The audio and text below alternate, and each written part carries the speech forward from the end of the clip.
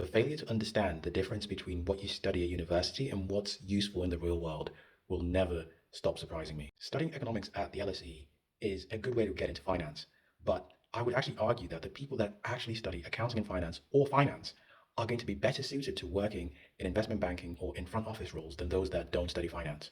This is the first year module guide of the LSE economics course. This is the first year at the University of Durham finance course. The course is literally training you to go into industry and start working. If you might be able to select a capital structure module at the economics course at LSE, that's fine. But if you don't, that's an additional thing that you need to learn. Financial valuation and analysis is the next module that you will learn. One of the most important skills to have for anyone that wants to work in any finance position. Don't get me wrong, LSE will teach you economic theory the way it should be taught to you. Absolutely, I agree with you.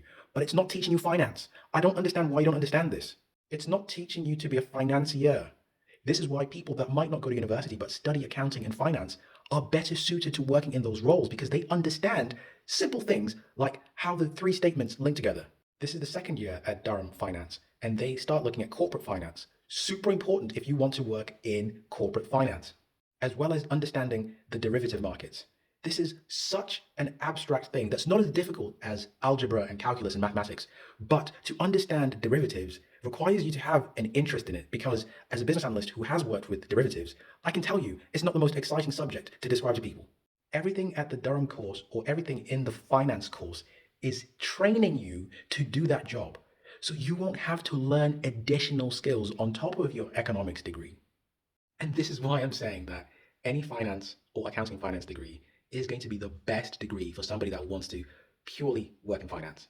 This is not a debate, guys. This is absolutely not a debate. But I'm not saying that you can't work in finance if you study history or English or engineering. You can, but you have to learn those skills. You still have to learn how to understand finance. And for somebody who will spend 3 years, they will be at a much bigger advantage than you.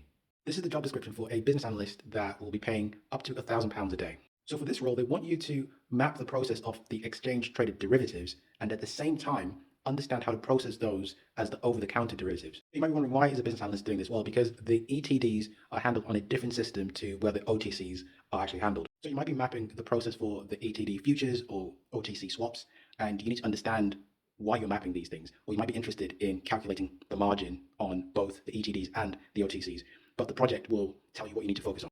Anyway, I'm not trying to bore you, but if you're not interested in this stuff, it's really dry. It's really boring. But if you are, it's absolutely fun. I love it personally.